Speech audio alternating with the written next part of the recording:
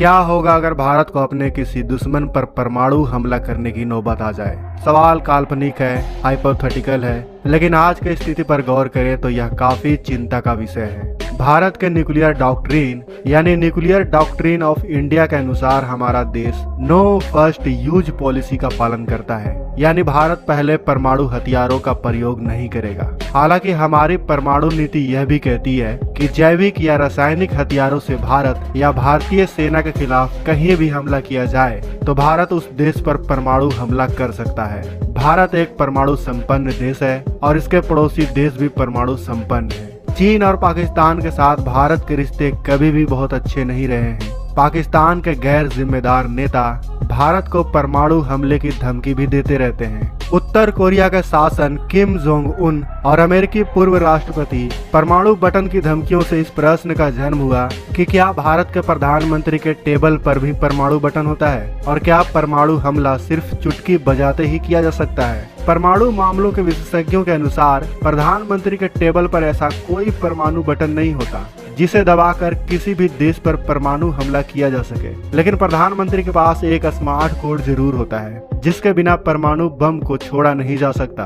तो आइए इस वीडियो की मदद से जानते हैं कि परमाणु हमले के लिए किस प्रकार की प्रक्रिया अपनाई जाती है और इसमें कितना समय लगता है। यह सब अच्छे से समझने के लिए वीडियो के आखिर तक बने रहें।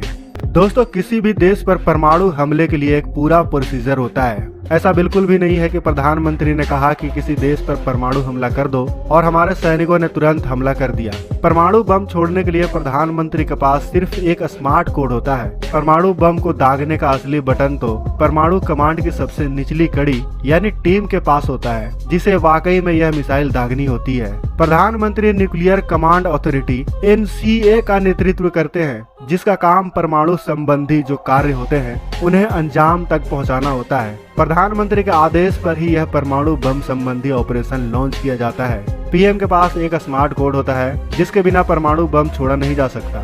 इस स्मार्ट कोड को देने के बाद ही न्यूक्लियर टीम परमाणु हमला करती है। हालांकि इस कोड को शेयर करने से पहले प्रधानमंत्री सिचुएशन के अनुसार अपनी पूरी कैबिनेट कमेटी, राष्ट्रीय सुरक्षा सलाहकार, chairman of chief of staff committee से बात करते हैं। यह भी सच है कि भारत में परमाणु हमला करने का फैसला सिर्फ और सिर्फ प्रधानमंत्री के पास ही होता है, लेकिन फिर भी परमाणु मिसाइल दागने के लिए कई लेवल से, कई प्रोसीजर से होकर गुजरना पड़ता है। लेवल 1 परमाणु ब्रीफकेस। दोस्तों, आपने देखा होगा कि प्रधानमंत्री के साथ हमेशा एक सिक्योरिटी गार्ड चलता है जिसके पास एक ब्रीफकेस जैसा बॉक्स होता है। इसे परमाणु ब्रीफकेस यानी न्यूक्लियर सूटकेस कहा जाता है। इसका वजन लगभग 20 किलो का होता है। इसमें कंप्यूटर और रेडियो ट्रांसमिशन उपकरण जैसा सामान होता है और यह बुलेट प्रूफ भी होता है। इस ब्रीफकेस में उन ठिकानों की जानकारी भी होती है जहां पर परमाणु हमला करना होता है। अभी तक लगभग 5000 ठिकानों की पहचान की जा चुकी है और समय समय पर इनकी छानबीन करके इसमें नए ठिकानों को भी जोड़ा जाता है। Level 2 smart code.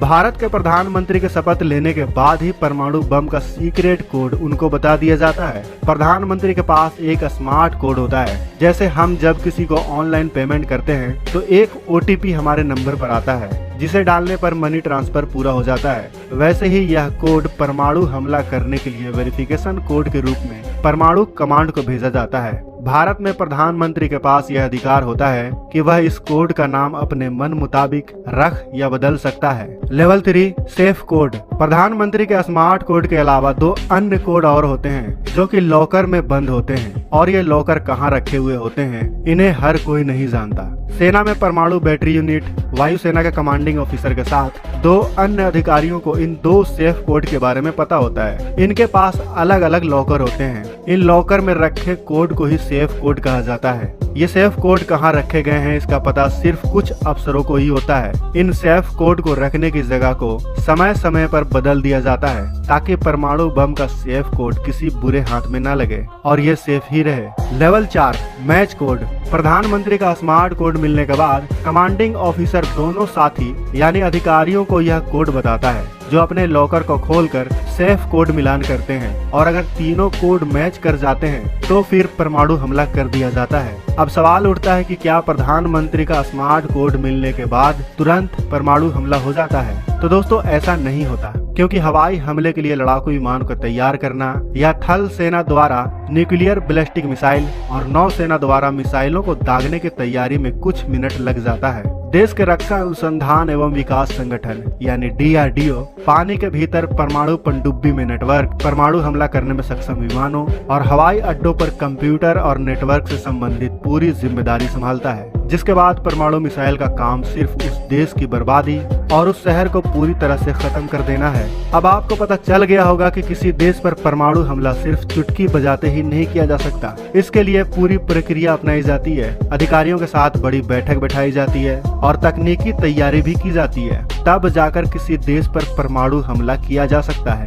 लेकिन कभी भी किसी भी देश के पास ऐसी स्थिति, ऐसी सिचुएशन ना आए जिससे उस देश को परमाणु हमला करने की जरूरत आन पड़े और ना तो किसी देश को इस भयानक और खतरनाक हथियार को झेलना पड़े। क्योंकि दोस्तों, इस हथियार से सिर्फ दुश्मन ही खत्म नहीं होता, बल्कि हजारों और लाखों इंसानियत भी मर जाती है। दोस्तों, ये हथियार असल में दुश्मन के लिए नहीं बल्कि इंसानों के लिए खतरनाक है। असल में ऐसे खतरनाक हथियार को इंसानों द्वारा निष्क्रिय ही कर देना चाहिए। आपका इस बारे में क्या कहना है, हमें कमेंट बॉक्स में अवश्य बताएं। हम आपके कमेंट का इंतजार कर रहे हैं। मिलते हैं अगले वीडियो में। जय हिंद, जय भारत।